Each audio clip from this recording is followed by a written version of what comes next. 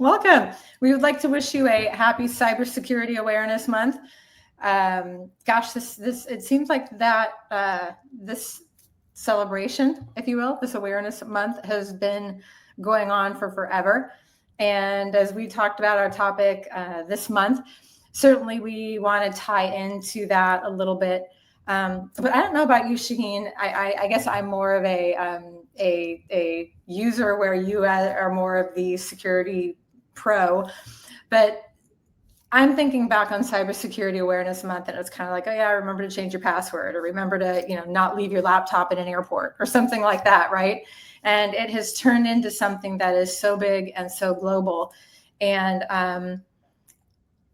I think we just wanted to take some time to really talk about, it isn't just Cybersecurity Awareness Month. If you take a look at the convergence of data, of cloud, of applications, there's really been this convergence of IT and cybersecurity. And it's really not just Cybersecurity Awareness Month, but it really is an awareness for organizations and the people in them, how is it that you're doing business? And how is it that as you are building out your stack, as you are working on business transformation, as you are thinking about deploying AI, across your organization, where is it that you need to think about not only how what you're doing affects that initiative, but where and how it might open up a security gap? And we've just seen a very interesting situation with AWS just this week, where something very simple like DNS has such a broad-ranging impact on people that these weren't security people working in a dark room. These were people trying to book airline tickets. These were people working with crypto. These were school students trying to get to their homework.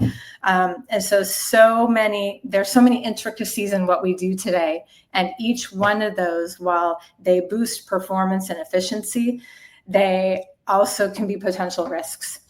And so we just wanted to take some time, and Shaheen, I'll open it up to you, right? How has this convergence really come into play? And as we think about IT and security, clearly we've seen kind of everything coming together over time, but what's new and different that you're seeing today that really stands out to you? Well, we have, just like everything in technology, we have a contraction and expansion, a contraction and expansion, and it's these cycles keep repeating. And I'll talk about it like centralized compute, decentralized compute, centralized compute, decentralized compute. Same thing has been in place with security and IT. It's the same team, it's a separate team. It's the same team, it's a separate team. It belongs in the board, it doesn't belong in the board. These things have created a kind of dyslexia in terms of identifying what's going on in the corporate environment, trying to keep up with what the industry is trying to tell us. And I think that there's this inflection that we're seeing right now is we keep saying, and we've been saying, the new business imperative is cyber resilience. Mm-hmm. But at the same time, nothing has changed in terms of operational resilience. That has to happen too. And what we're seeing now is a convergence of those two terms, where cyber resilience and operational resilience are hand in hand. There is no focus on the left of boom or focus on the right of boom. They've come together. You really should pay attention to, if boom happens, you better be ready, but let's do everything we can to prevent boom to begin with. Right. So we're back on the convergence path right now, where everything's trying to come together again. And it happens with every innovation. And why is this one a big one, and why is this convergence happening?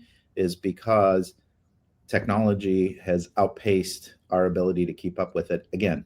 And there's a Moore's law for how much we're able to process and how fast we're able to compute, and the capabilities of CPUs and what they are able to do, and how much more we can do from a compute perspective, and how fast those leaps are. The same thing happens in terms of technology. There's a kind of a Moore's law with technology. It's outpacing our human ability to keep up with it, and we keep throwing stuff at the wall, trying to separate that technology enhancement, advancement, with how are people going to adapt to it, and how are we going to build that into our operational and compliance control sets, if you will. So what's changed is AI and automation have been this big leap that's happened. And it's not the things that you think. It's not AI has access to our data and AI is going to take over the world and AI is exposing information that it shouldn't because people are making mistakes. Those aren't they are security risks, but those aren't the real security risk and business operational risk. It's this reliance on machine-to-machine communication, which we talked about in our last tech talk. Right. Even 50% of the internet is now bots. It is not humans. And why is that the case? That's the case because we're no longer talking to websites. We are talking to the underlying fabric of commerce, the APIs underneath those websites. So when machine-to-machine conversation goes API to API and humans aren't in that cycle, there's additional, let's call it, instead of man in the middle, let's call it bot in the middle type of attacks that can happen. And the infrastructure resilience becomes that much more critical because now there's no human to say, hey, this site's down. Right. There's bots that are interacting and things just stop. The AWS situation that happened last week with their DNS outage is a perfect example of that. We didn't notice the impact happening slowly. We noticed it because humans saw it. But what if there was no human interface problem? What if the problem was an API problem on the back end and there was no websites to those APIs? We wouldn't see it for days. And how many millions of dollars would we lose every second? Right. Well, and it's interesting, you talked about when boom happens, and we talk about here about, things that are happening when humans are maybe engineered out, if you will, for whatever reason. There was a recent quote that I saw, a woman who heads up the cybersecurity for Great Britain said, we can't keep simply building higher walls or throwing tools or whatever. She said, our infrastructure, cloud, data, automation strategies all must assume that breaches will happen. And we have to design for recovery, continuity, and resilience from day one. And so it's interesting to me that, from a cybersecurity point, right, you've got security people who are thinking about designing for security. But, when you think about everything from infrastructure to cloud to store, all of that, how do you think about designing for recovery and designing for continuity and designing for resilience, when we have the situations that you've just explained? Well, I think the commentary is spot on because we're redefining secure and fully operational is what's happening. And the problem is when we do these redefinitions, these are the inflection points I was talking about earlier. We get everybody shifting left or everybody shifting right instead of let's come together and figure out how to make this thing happen. And the example I'll give you is we used to think about securing an environment in terms of locking it down so bad guys can't get in. That's what secure meant. And then we used to talk about operational or fully operational in the context of everything is working and we have some level of operational resilience in terms of backups and redundant data centers and whatever, so that if this data center stops, we can shift to another data center and continue working. The convergence that I talked about is shifting us towards a continuous operations equating with cyber resilience. So it is no longer two separate things. Cyber resilience means continuous operations. We no longer are assuming that we can stop the breaches. It's not just avoiding the breaches or doing everything we can to prevent them. This doesn't mean don't focus on that. I'm not saying that. So please don't read between the lines and come out and say, Shaheen said you don't have to secure anymore. That's not what I'm saying. What I'm saying is look to managed service providers that can manage your security and focus on operational procedures in terms of how do you get your business back up and running while trying to prevent those attacks. Yeah. So the having that convergence of right and left of boom is the critical part of how do we make this happen. So secure now means it's recoverable, it's adaptive, it's prepared for rapid threat response when something happens. And it doesn't mean it's necessarily a cyber attack. It can be the DNS outage that happened at AWS. It can be the pandemic that pushed us all home and we had to figure out how to continue to work. It can be we had a massive power grid outage and all of the data centers in that power grid are out and happen to be where we were hosting our applications. It can be a lot of disasters, right. But we need to be able to respond to those things in a rapid way, those events that happen in a rapid way. And secure means being recoverable, adaptive, and being able to, or be prepared to respond. So it's not so much about cybersecurity. It is about the convergence of the what we have to do from a security perspective. But cybersecurity is shifting towards a commoditization that IT did, 10, 15 years ago. And what that means is cybersecurity isn't your core business.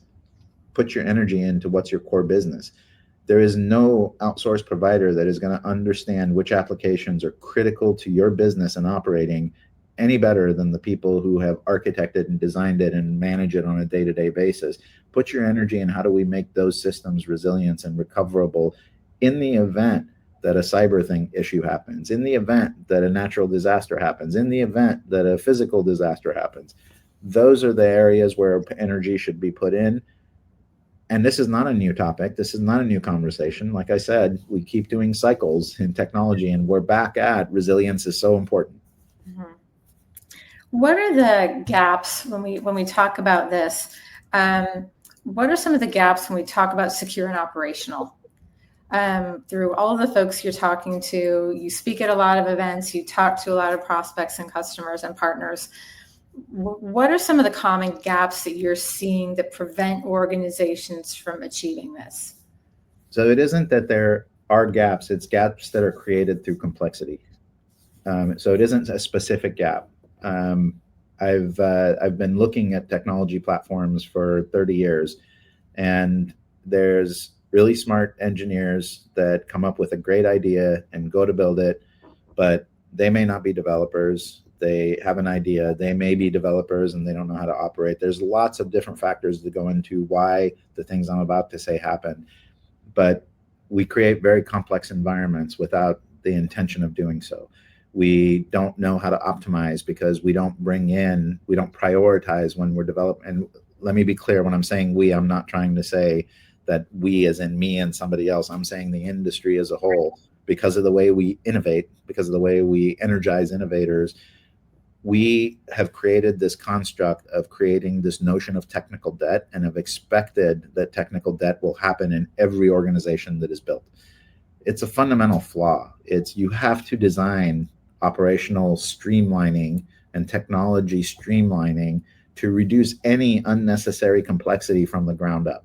Mm-hmm. And if you're not doing that, if you're putting that off till later because you're building this cool thing, you will have technical debt.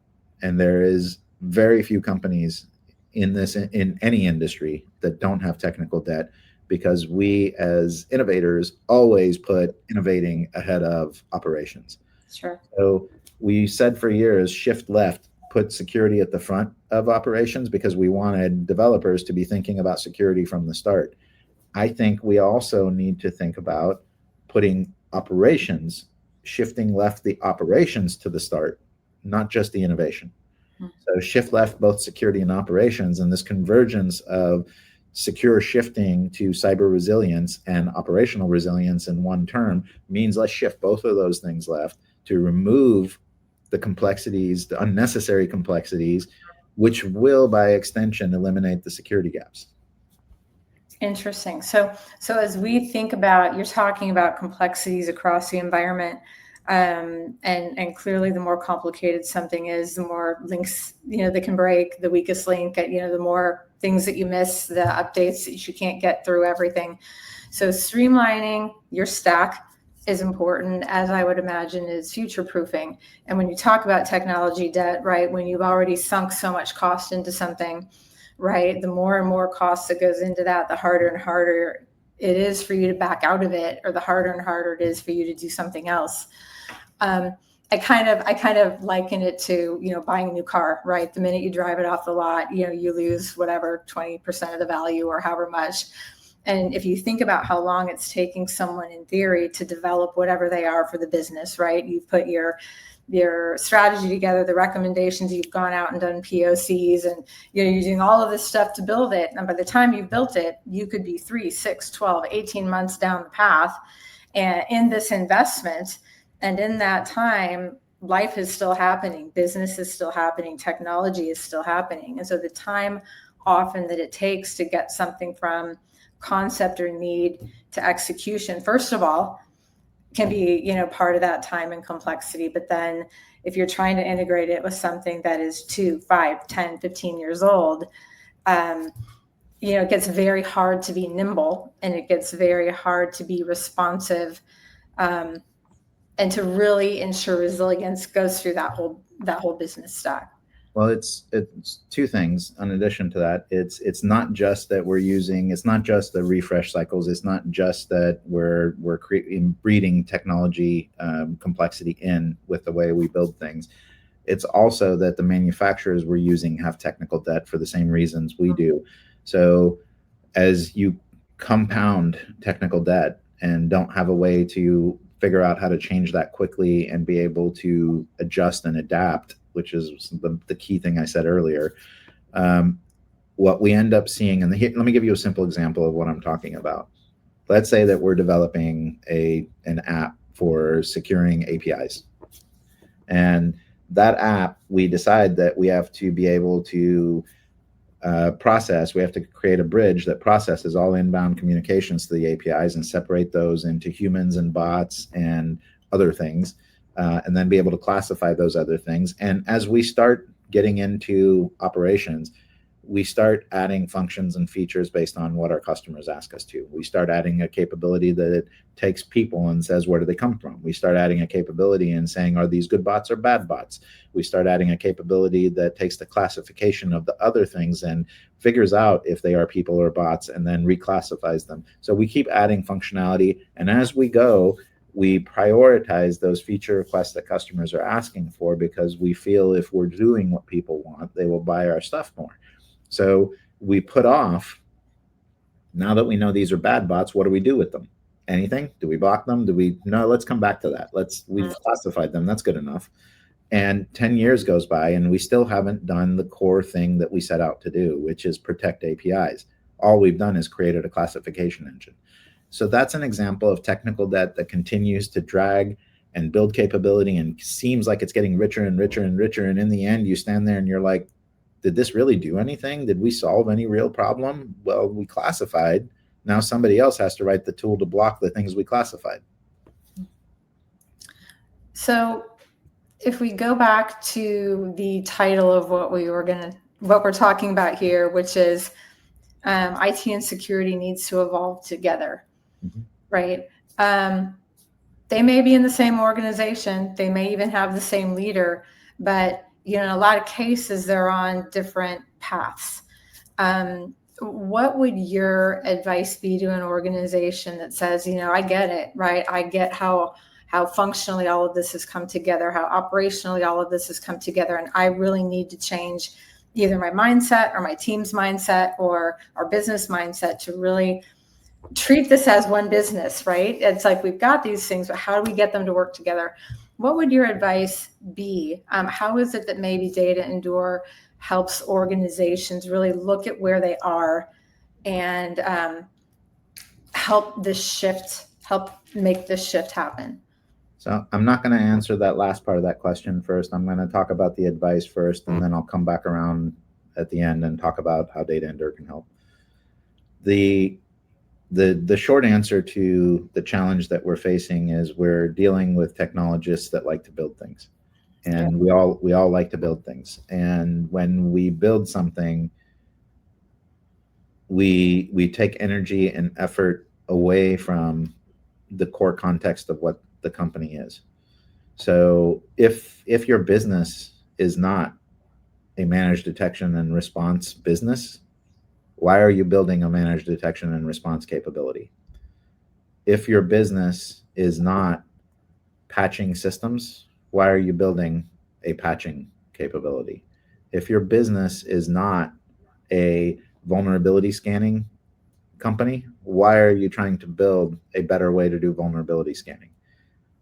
The context I'll give you is the way to solve these problems is refocus both IT and security on what is your business and how do those two functions that need to merge together move that agenda forward, not the agenda of people who had, there's 4,000 companies out there that are doing security.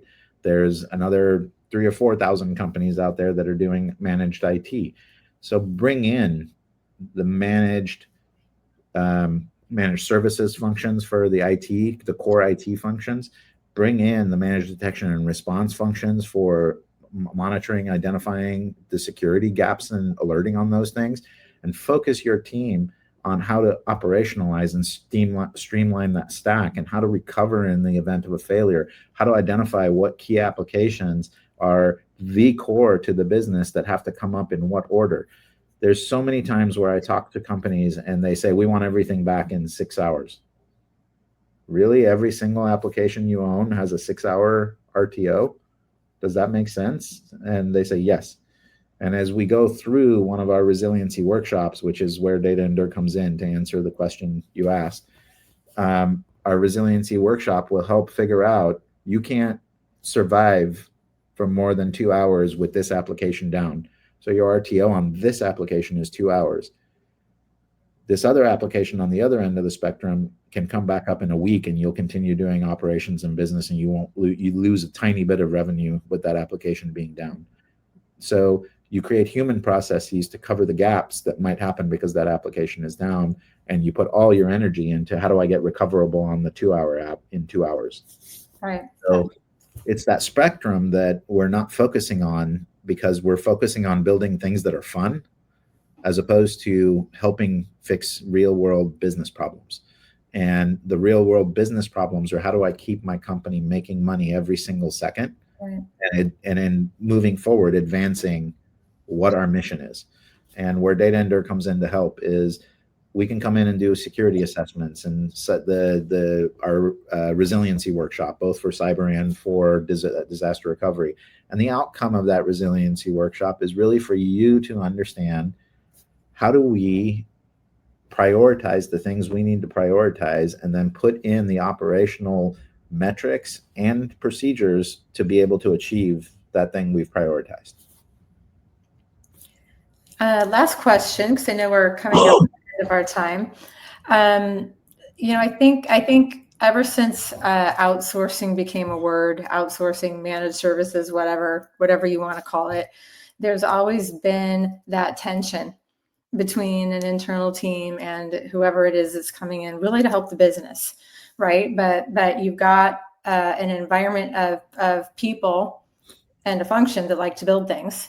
Right? That's what I like to do. That's what I've learned how to do. That's where I feel my value is. And now you've got a business leader saying, hey, I need you to think about your value different. I'm bringing this person in. So instead of you building things, right, I'm bringing this organization in to do it. How does an organization think about winning the hearts and minds of those IT and security people who they're builders?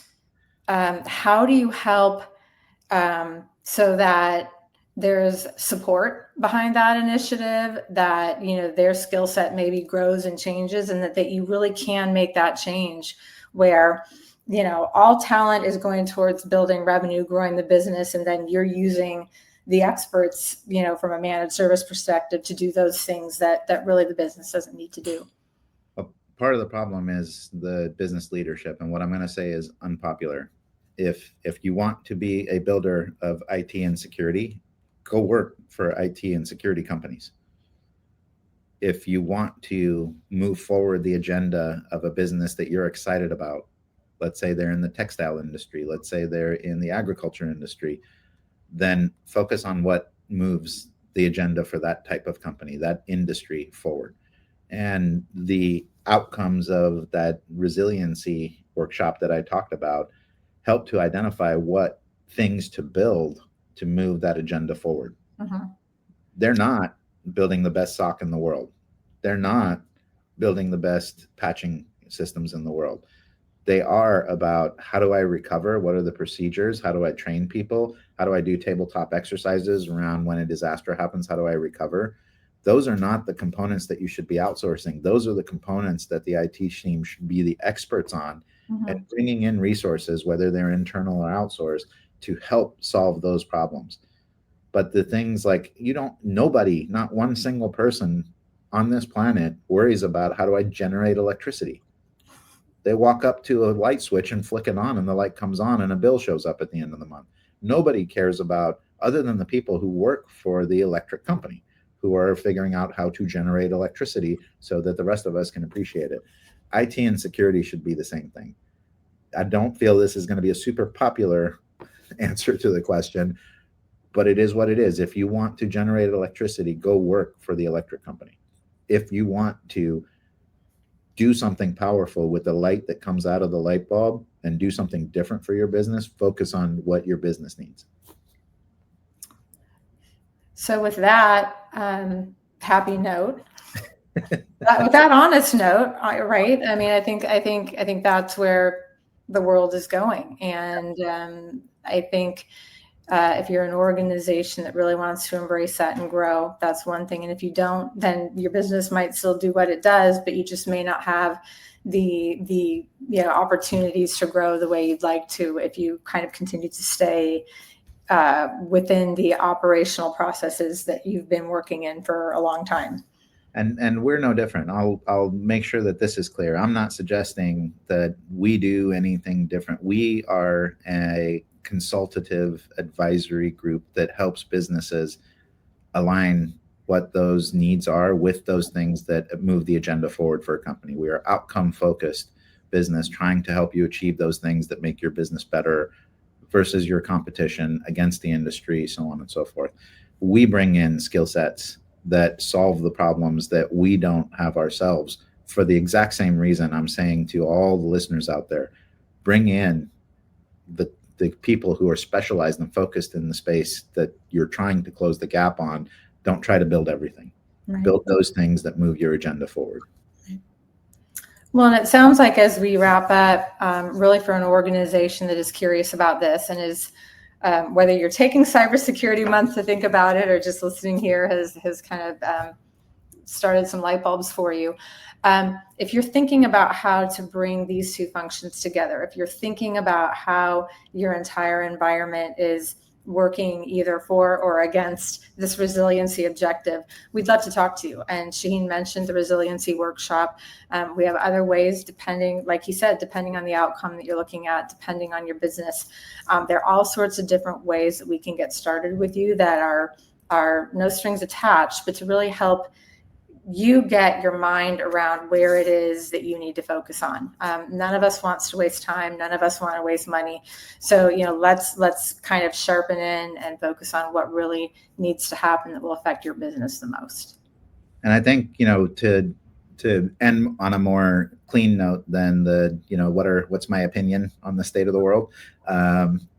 If I were to give 3 takeaways from today's conversation, number 1 is that cybersecurity has become, and needs to become, if it hasn't, a business metric in your organization, not a division, not a tool, not a whatever. It needs to be a business metric that says we are or are not secure. We understand who's regulating us, and we have controls to address that.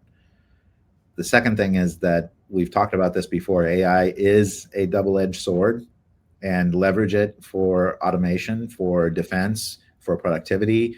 But recognize that as you're moving forward, your adversaries are also using it and moving faster. So you have to take advantage of it. So that double-edged sword is not something to be scared of. It's something to embrace, and embrace it in the right ways, with the right controls and with the right security. And the last piece that I left you with when we were talking about it before we jumped into the outsourcing pitch, if you will, was you have to future-proof your environment.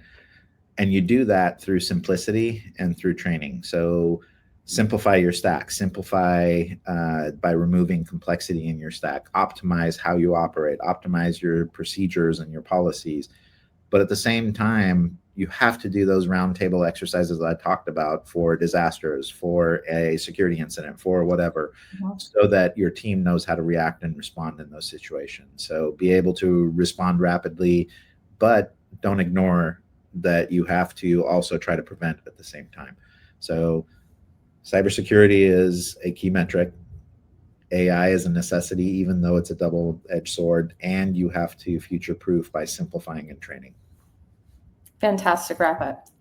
Thank you, Shaheen. Thanks for joining us as always, and we will see everyone next month.